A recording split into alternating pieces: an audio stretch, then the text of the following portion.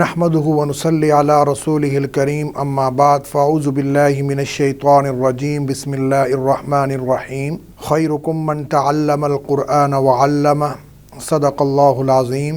السلام علیکم ورحمۃ اللہ وبرکاتہ۔ ناظرین کرام، میں ہوں ماجد جمیل ستی اور آپ دیکھ رہے ہیں حق نیوز۔ پروگرام خلاصہ قرآن میں آج ہم پارہ نمبر 22، پارہ نمبر 23 اور پارہ نمبر 24 کے اہم مضامین اور خلاصہ بیان کریں گے۔ پارہ نمبر 22، اس پارے میں 4 حصے ہیں۔ نمبر 1 سورہ احزاب کا بقیہ حصہ، سورہ سبا مکمل، سورہ فاطر مکمل اور سورہ یاسین کا ابتدائی حصہ۔ سورہ احزاب کے بقیہ حصے میں 4 باتیں بیان ہوئی ہیں۔ نمبر 1، ازواج مطہرات کے لیے 7 احکام۔ وہ 7 احکام کیا تھے؟ کہ نزاکت کے ساتھ بات نہ کریں، بلا ضرورت گھر سے نہ نکلیں، زمانہ جاہلیت کی خواتین کی طرح اپنی زینت اور ستر کا اظہار کرتے ہوئے باہر نہ نکلیں، نماز کی پابندی کریں، زکوٰۃ دیا کریں، اللہ اور اس کے رسول کی اطاعت کریں، قرآنی آیات کی تلاوت اور احادیث کا مذاکرہ کریں۔ دوسرے نمبر پر مسلمانوں کی جو 10 صفات ہیں وہ بیان کی گئی ہیں، اور وہ صفات کیا ہیں؟ کہ مسلمان وہ ہے کہ جو صبر کرنے والا ہوتا ہے، جو روزہ رکھنے والا ہوتا ہے، جو نماز پڑھنے والا ہوتا ہے، جو زکوٰۃ دینے والا ہوتا ہے، اور جو قناعت پسند ہوتا ہے، عاجزی اور انکساری والا ہوتا ہے۔ یہ جو 10 صفات جو ہیں وہ پیچھے بھی بیان ہو چکی ہیں، اور یہاں پر بھی مسلمانوں کی 10 صفات، 10 خوبیاں بیان ہوئی ہیں۔ تیسرے نمبر پر نکاح رسول، جب حضرت زید بن حارثہ جن کا نکاح حضرت زینب رضی اللہ تعالی عنہ جو کہ حضور صلی اللہ علیہ وسلم کی پھپھی ذات بہن تھیں، ان کے ساتھ ہوا تھا، ان کی آپس میں بن نہ پائی تو ان کے درمیان جدائی کا واقعہ بیان ہوا ہے، اور پھر حضرت زینب رضی اللہ تعالی عنہ کا نکاح حضور صلی اللہ علیہ وسلم سے ہوا، اور حضور صلی اللہ علیہ وسلم نے اس موقع پر دعوت عام کا جو ہے وہ ایک اہتمام کیا، جس میں تمام مدینہ والوں کو دعوت دی، اور جب دعوت دی تو اس وقت سب لوگ جب تشریف لائے تو اس میں ایک چیز اور بیان ہوئی ہے، اور وہ کیا؟ کہ دعوت کے اصول، یعنی ہم کسی کے گھر دعوت پر جاتے ہیں تو اس کے اصول کیا ہونے چاہیے۔ شادی کی دعوت ہو، کوئی بھی دعوت ہو، تو ایک تو یہ ہے کہ جو وقت بتایا جائے اس کے مطابق جانا چاہیے۔ دوسرا یہ بتایا گیا ہے کہ جب دعوت جو کا اہتمام کیا گیا، آپ جب کھانا پینا کر لیں تو وہیں پر دعوت ولیمہ ہے، جو بھی دعوت ہے وہاں پر بیٹھ کر آپ جو ہے گپ شپ لگانے میں مشغول نہ رہا کریں، بلکہ جب جس مقصد کے لیے آپ کو بلایا گیا تھا، آپ کا اہتمام کیا گیا تھا، وہ اگر پورا ہو گیا ہے تو پھر آپ اپنے اپنے گھروں کی طرف روانہ ہو جائیں۔ یہ 2 جو چیزیں ہیں، ان کے بارے میں کیا حکمت ہے؟ دیکھیں، اگر وقت سے پہلے لوگ آ جائیں تو تب بھی جو دعوت کرنے والا ہے اس کے لیے بڑی مشکلات ہو جاتی ہیں، اور جب لوگ وہیں پر بیٹھے رہیں تو تب بھی میزبان کے لیے بڑی مشکلات ہو جاتی ہیں۔ اس نے وہ جو دعوت کا انتظام ہوتا ہے اس کو سمیٹنا ہوتا ہے۔ تو اللہ رب العزت نے جو ہے وہ سورہ احزاب میں جو یہ واضح طور پر جو ہمیں ایک ہدایت دی کہ دعوت کے احکام کیا ہیں، کہ دعوت کے اصول کیا ہیں، کس طریقے سے ہمیں دعوت میں شرکت کرنی چاہیے اور کیسے جانا چاہیے۔ دوسرا یہ کہ جب بھی کسی کے گھر میں داخل ہوں تو اجازت لے کر داخل ہوں، بغیر اجازت لیے، بغیر دروازے کو دستک دیے جب تک اجازت نہ ملے آپ گھر کے اندر داخل نہ ہوں۔ اور اس کی وجہ کیا ہے کہ گھر کے اندر اپنا ایک ماحول ہوتا ہے، بندہ ایزی ہوتا ہے بندہ، تو اس وقت آپ کی اجازت اس لیے ضروری ہوتی ہے کہ ہو سکتا ہے کہ بندہ کس حالت میں ہو، تو اس وجہ سے ہر حالت میں جب کسی کے گھر میں داخل ہوں تو اجازت لینا بہت ضروری ہے، اجازت لیے بغیر داخل نہیں ہونا چاہیے۔ چوتھے نمبر پر نبی کریم صلی اللہ علیہ وسلم پر درود کا حکم ہے۔ اور نمبر 2 سورۃ سبا، اس کے بعد جو صورت آتی ہے مکمل طور پر 22 پارے میں مکمل ہو جاتی ہے، اس میں 2 باتوں کا ذکر ہے، ایک حضرت داؤد علیہ السلام اور حضرت سلیمان علیہ السلام کا قصہ، اور اہل سبا جو تھے ان کو غرور اور تکبر کا جو واقعہ تھا وہ بیان کر کے ہمیں ایک سبق دیا جا رہا ہے کہ غرور اور تکبر جو چیز ہے وہ ایک اچھی چیز نہیں ہے۔ شیطان نے غرور اور تکبر کیا تو وہ ہمیشہ ہمیشہ کے لیے گمراہ ہو گیا، جبکہ شیطان جو تھا وہ ہر وقت اللہ کی عبادت میں رہتا تھا، اس کے باوجود جب اس نے غرور کیا، جب اس نے تکبر کیا، اور جب تمام ملائکہ کو آدم علیہ السلام کے سامنے سجدہ تعظیمیہ کا حکم ہوا تو اس نے انکار کیا، تو وہ ہمیشہ ہمیشہ کے لیے کیا ہو گیا؟ گمراہ ہو گیا۔ کیا وجہ تھی؟ اس کے اندر جو میں تھی، اس کے اندر جو غرور تھا، اس کے اندر جو تکبر تھا، کہ جس کی وجہ سے وہ گمراہ ہو گیا۔ تو یہ واقعہ جو ہے ہمیں یہ سبق دیتا ہے کہ غرور اور تکبر جو ہے وہ نہیں کرنا چاہیے۔ عاجزی اور انکساری اللہ رب العزت کو بہت پسند ہے۔ تیسرے نمبر پر 22 پارے میں سورہ فاطر مکمل طور پر جو ہے وہ آئی ہے۔ سورہ فاطر میں 2 باتیں بیان ہوئی ہیں۔ نمبر 1 توحید کے دلائل بیان ہوئے ہیں، اور نمبر 2 مسلمانوں کے 3 گروہ جو ہیں ان کا تذکرہ آیا ہے۔ نمبر 1 وہ مسلمان جن کے گناہ بہت زیادہ ہو جاتے ہیں، بہت گناہ گار ہیں، ان کا تذکرہ اور ان کا انجام۔ دوسرے نمبر پر نیکیاں اور گناہ جو ہے وہ برابر جن کے ہوتے ہیں، اور تیسرے نمبر پر نیکیاں زیادہ ہوں ان کا بھی تذکرہ یہاں پر آیا ہے۔ چوتھے نمبر پر سورہ یاسین۔ سورہ یاسین کے ابتدائی حصے میں جو باتیں بیان ہوئی ہیں وہ یہ ہیں، ایک رسالت اور ایک قیامت۔ یوں 22 پارے کا جو خلاصہ تھا اور اہم مضامین تھے وہ میں نے آپ لوگوں کے سامنے بیان کر دیے ہیں۔ اب ہم آگے چلتے ہیں پارہ نمبر 23۔ پارہ نمبر 23 اس میں 4 حصے ہیں۔ سورہ یاسین کا بقیہ حصہ، سورہ صافات مکمل، سورہ صاد مکمل، اور سورہ زمر کا جو ہے ابتدائی حصہ۔ سورہ یاسین کا جو بقیہ حصہ ہے اس میں 3 باتوں کا ذکر آیا ہے۔ نمبر 1 حبیب نجار کا قصہ، کہ ایک بستی والوں نے اپنے 3 انبیاء کو جھٹلایا۔ ان کی قوم کا ایک شخص جس کا نام حبیب نجار تھا نے انہیں سمجھانے کی کوشش کی کہ ایسا نہ کرو، تو انہوں نے اسے شہید کر دیا۔ جنت میں جا کر بھی اس نے تمنا کی کہ کاش میری قوم کو معلوم ہو جائے کہ مجھے کیسی نعمتیں ملی ہیں۔ دوسرے نمبر پر اللہ کی قدرت کے دلائل، مردہ زمین جسے بارش سے زندہ کر دیا جاتا ہے۔ دوسرے نمبر پر لیل و نہار، دن اور رات، شمس و قمر۔ اور نمبر 3 کشتیاں اور جہاز جو سمندر میں چلتے ہیں۔ قیامت کے محشر کی ہولناکیاں، سور پھونکنے کا تذکرہ۔ اس دن مجرموں کے جو منہ پر، ان کے جو چہروں پر ان کے جو منہ ہوں گے اس کے اوپر مہر لگا دی جائے گی، اور ان کے اعضاء ان کے خلاف گواہی دیں گے۔ اس کا کیا مطلب ہے؟ آج جب ہم گناہ کرتے ہیں تو ہمارے ذہن میں یہ ہوتا ہے کوئی دیکھ نہیں رہا، تو یہ ہمیں جھنجھوڑنے کے لیے یہ ایک چیز یہاں پر ذکر کی گئی ہے کہ قیامت والے دن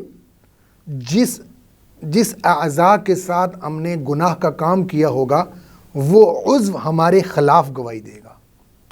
بلکہ یہاں تک لکھا ہوا ہے کہ جس زمین کے ٹکڑے کے اوپر کھڑے ہو کر ہم نے گناہ کا کام کیا ہوگا وہ زمین کا وہ ٹکڑا جو ہے وہ بھی ہمارے خلاف گواہی دے گا۔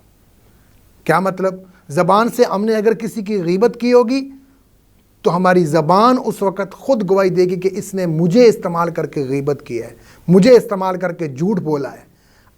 جن پاؤں کے ساتھ چل کے ہم غلط کام کی طرف گئے ہوں گے، یہ پاؤں ہمارے خلاف گواہی دیں گے۔ جن کانوں کے ساتھ ہم نے غلط سنا ہوگا، یہ کان ہمارے خلاف گواہی دیں گے۔ گویا کہ ہم اگر یہ سوچ رہے ہیں کہ کوئی دیکھ نہیں رہا، ایسی بات نہیں ہے۔ اللہ تو ہر وقت دیکھ ہی رہا ہے، لیکن وہ عضو جن سے ہم اتنی محبت کرتے ہیں، وہ تمام کے تمام اعضاء اور وہ زمین کا ٹکڑا بھی ہمارے خلاف ہو جائے گا، تو اس وقت پھر ہم کیا کریں گے؟ اس لیے ہر وقت ہمیں یہ ذہن میں رکھنا چاہیے کہ اللہ ہمیں دیکھ رہا ہے اور گناہوں سے بچنے کی کوشش کرنی چاہیے۔ دوسرے نمبر پر سورہ صافات میں دو باتیں جو ہے وہ ذکر ہوئی ہیں، جہنمیوں کا باہم لان تان اور جنتیوں کا خوشگوار مکالمہ۔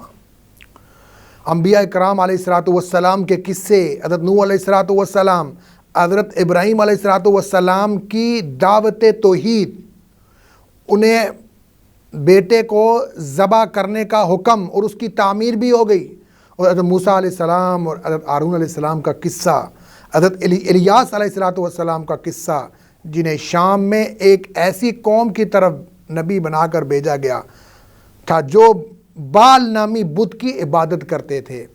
حضرت لوط علیہ السلام کی قوم جو تھی وہ شہوت پرست تھی، اس کا قصہ، حضرت یونس علیہ السلام کے مچھلی کے پیٹ میں ہونے کا قصہ، یہ تمام کے تمام جو قصص ہیں وہ اس سورہ صافات کے اندر ان کا تذکرہ آیا ہے۔ تیسرے نمبر پر 23ویں پارے میں سورہ صاد نمبر 1، سورہ صاد میں دو باتوں کا تذکرہ آیا ہے۔ نمبر 1 توحید کا، کہ تمام انسانوں اور موت اور حیات کے پورے نظام کے لیے ایک اللہ ہی کافی ہے۔ دوسرے نمبر پر رسالت، کہ نبی کریم صلی اللہ علیہ وسلم کو تسلی، قریش کی مذمت، تسلی کے طور پر حضرت داؤد علیہ السلام کے شکر کا قصہ اور حضرت ایوب علیہ السلام کے صبر کا قصہ اور دیگر انبیاء کرام کے قصے یہاں پر بیان ہوئے ہیں۔ دوسرے جو اقوام ہیں ان کے قصص بیان کرنے کا مقصد کیا ہے؟ تاکہ ہمیں اس سے سبق حاصل ہو اور ہم ان کاموں کے اندر نہ لگ جائیں۔ اور یہاں پر ایوب علیہ السلام کا جو صبر کا قصہ ہے وہ تو بہت ہی اہم ہے ہمارے لیے، کہ ہمیں ہر حال میں، آزمائش کی ہر گھڑی میں ہمیں صبر کرنا چاہیے۔ صبر کرنے والے کے ساتھ اللہ ہے، ان اللہ مع الصابرین۔ چوتھے نمبر پر سورہ زمر کے ابتدائی حصہ یہاں پر بیان ہوا ہے، اس میں دو باتیں بیان ہوئی ہیں۔ قرآن کی عظمت کو بیان کیا گیا ہے، توحید، اللہ تعالیٰ انسان کو ماں کے پیٹ میں 3 تاریکیوں میں پیدا فرماتے ہیں۔ مشرک کی مثال ایک غلام کی سی ہے جس کے کئی آقاؤں، اور موحد کی مثال اس غلام کی سی ہے جس کا ایک ہی آقا ہو۔ اب ہم آگے چلتے ہیں، پارہ نمبر 24۔ پارہ نمبر 24 کے اندر جو ہے وہ اس کے 3 حصے ہیں، سورہ زمر کا بقیہ حصہ، سورہ مومن مکمل اور سورہ حامیم سجدہ کا ابتدائی حصہ۔ سورہ زمر کے بقیہ حصے میں کئی باتیں ہیں۔ کون کون سی؟ اللہ کی ربوبیت، نمبر 2 آسمان اور زمین میں تمام چیزیں جو ہیں وہ اللہ تعالیٰ کی ہیں، اللہ تعالیٰ ان کا خالق ہے اور اس کے قائل تمام انسان ہیں۔ اللہ کی رحمت کی وسعت کا بیان، اور انسان کو کبھی بھی اللہ کی رحمت سے مایوس نہیں ہونا چاہیے۔ قل یا عبادی الذین اسرفوا علی انفسکم لا تقنطوا من رحمت اللہ، یعنی کبھی بھی اللہ کو ہمیں جو ہے اللہ کی رحمت سے مایوس نہیں ہونا چاہیے۔ ہر وقت ہمیں اللہ کی عبادت کرنی چاہیے، اسی سے مانگنا چاہیے۔ جو بھی مصیبت آئے، جو بھی پریشانی آئے، ہمیں کبھی بھی نا امید نہیں ہونا۔ لا تقنطوا من رحمت اللہ، اللہ کی رحمت سے نا امید نہیں ہونا۔ ہم نے ہر وقت مانگنا ہے تو صرف ایک اللہ سے مانگنا ہے، مخلوق کے سامنے ہاتھ نہیں پھیلانے۔ کوئی مصیبت ہو، کوئی پریشانی ہو، ہر حال میں ہم نے خدا کو یاد کرنا ہے۔ اور جہنمیوں اور جنتیوں کے جہنم اور جنت میں داخل ہونے کی جو کیفیات ہیں وہ اس سورہ زمر میں جو ہے وہ بیان ہوئی ہیں۔ اس کے بعد سورہ مومن میں کئی باتوں کا بیان ہوا ہے۔ نمبر 1 مومن کا بیان، کہ مومن ہوتا کیا ہے۔ جب موسیٰ علیہ الصلوۃ والسلام کے قتل کی سازش فرعون کے دربار میں ہو رہی تھی تو ایک مومن جو اپنے ایمان کو چھپائے ہوئے تھا، اس نے کہا اتقتلون رجلان ان یقول ربی اللہ۔ اس فرعون اور اس کے درباروں کو موسیٰ علیہ الصلوۃ والسلام کے قتل سے ڈرایا اور کہا کہ اس کا انجام بہت برا ہوگا۔ نمبر 2، فرعون کے جو کبر تھا، جو غرور تھا، اس کا بیان ہے کہ اس نے رب العزت جو ہے اللہ رب العزت کو دیکھنے کی ناپاک جسارت کرتے ہوئے جو ہے وہ ایک محل کی تعمیر کی تھی۔ اللہ سے اعراض کرنے والوں کو سزا کا بیان، سیدخلون جہنم داخرین۔ انسان کی تخلیق کے جو مراحل ہیں وہ یہاں پر بیان کر کے انسان کی اصلیت بتا رہے ہیں کہ انسان کو اللہ رب العزت نے ایسے پیدا کیا اور یہاں تک پہنچایا۔ اب انسان جو ہے کیوں ناشکرا ہے، ان الانسان لربہ لکنود۔ اب انسان کو کیا ہو گیا ہے کہ وہ ناشکری کر رہا ہے؟ یا ایھا الانسان ما غرک بربک الکریم۔ انسان کو کیا ہو گیا ہے کہ وہ رب کریم کے بارے میں دھوکے میں پڑا ہوا ہے۔ اس کے بعد سورہ حامیم سجدہ، اس میں بھی کئی باتوں کا تذکرہ آیا ہے۔ آسمان اور زمین کی تخلیق کا تذکرہ ہے کہ اللہ نے زمین اور اس کے اندر کی ساری چیزیں 4 دن میں ان کو بنایا اور آسمان کو 2 دن میں بنایا۔ کافروں کی شرارت کا ذکر کہ جب نبی کریم صلی اللہ علیہ وسلم قرآن مجید کی تلاوت کرتے تو یہ لوگ شور مچاتے تاکہ لوگ تلاوت قرآن مجید کو نہ سن سکیں، کیونکہ قرآن کی تلاوت کو سن کر بڑے بڑے دل جو ہے وہ موم ہو رہے تھے۔ جوگ در جوگ لوگ جو ہے وہ اسلام قبول کر رہے تھے، تو انہوں نے کہا کہ ایسا شور و غل کیا جائے، ایسا شور شرابہ کیا جائے تاکہ یہ آواز کان میں ہی نہ پڑے۔ داعی کا بیان کہ ایک داعی جو دعوت دینے والا ہوتا ہے اس کے کیا اصول ہونے چاہیے، اس کو کیسے دعوت دینی ہے۔ وَمَنْ أَحْسَنُ قَوْلًا مِّمَّنْ دَعَا إِلَى اللَّهِ وَعَمِلَ صَالِحًا وَقَالَ إِنَّنِي مِنَ الْمُسْلِمِينَ۔ اور پھر یہاں پر اس صورت کے اندر اللہ رب العزت یہ فرما رہے ہیں کہ ان الذین قالوا ربنا اللہ ثم استقاموا تتنزل علیہم الملائکۃ الا تخافوا ولا تحزنوا، کہ جس نے کہا میرا رب اللہ ہے اور پھر اس کے اوپر ڈٹا رہا، استقامت کے ساتھ رہا، ڈگمگایا نہیں، اس کے ایمان کی کمزوری جو ہے وہ کہیں ثابت نہیں ہوئی، یعنی اس کو کوئی مشکل پیش آ گئی، اس کو کوئی پریشانی پیش آ گئی تو وہ پھر بھی ڈٹا رہا، اور تو اس کے لیے کیا اللہ رب العزت کا انعام کیا ہے؟ ثم استقاموا تتنزل علیہم الملائکۃ الا تخافوا ولا تحزنوا وابشروا بالجنہ وَأَبْشِرُوا بِالْجَنَّةِ الَّتِي كُنْتُمْ تُوعَدُونَ۔ اس کے لیے فرشتوں کا جو ہے نا وہ ایک خوشخبری ہے جو اس کے اوپر نازل کر دیے جائیں گے، اس کو نہ کوئی خوف ہوگا نہ کوئی غم ہوگا، اور یہ جنت کی خوشخبری بھی اللہ رب العزت نے اس آیت کریمہ میں ان کو جو ہے وہ کیا کر دی، سنا دی ہے۔ پھر اس صورت کے اندر ایک اور چیز کا تذکرہ آیا ہے، وہ کیا آیا ہے کہ کبھی بھی نیکی اور بدی جو ہے وہ برابر نہیں ہو سکتی۔ آپ جو ہے نا کوئی آپ کے ساتھ اگر برا بھی کرتا ہے تو اس کے ساتھ اچھائی کر کے جو ہے نا اس برائی کا بدلہ دیں۔ کیا مطلب؟ جب آپ اچھائی کر کے اس کے جو برے کام کا، اس کے جو سوچ کا آپ جب اس کا جواب دیں گے، اس سے بات کریں گے تو یہ ایک اچھی چیز ہوگی۔ اگر آپ اس کا جواب دیں گے، وہ اگر برائی آپ کے ساتھ کر رہا ہے تو آپ بھی اس کا بدلہ دیں گے، تو یوں ایک معاشرے کے اندر ایک فضا جو ہے وہ خراب ہو جائے گی اور لڑائی جھگڑے کی فضا بن جائے گی۔ تو ایک اصول بتا دیا کہ جو برائی کرے اس کو کیا کریں، اس کو اچھائی کے ساتھ اس کا جواب دیں، تو ایک پرامن معاشرہ تشکیل پائے گا۔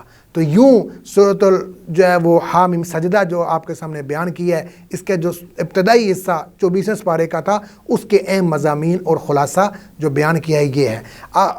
اب آج جو ہم نے بیان کیے ہیں پارہ نمبر 22، پارہ نمبر 23 اور پارہ نمبر 24 کے اہم مضامین اور خلاصے کو بیان کیا ہے۔ اللہ رب العزت سے دعا ہے کہ اللہ رب العزت مجھے آپ کو جو ہے قرآن و سنت کو سمجھ کر اس پر عمل کرنے کی توفیق عطا فرمائے۔ وآخر دعوانا ان الحمد للہ رب العالمین۔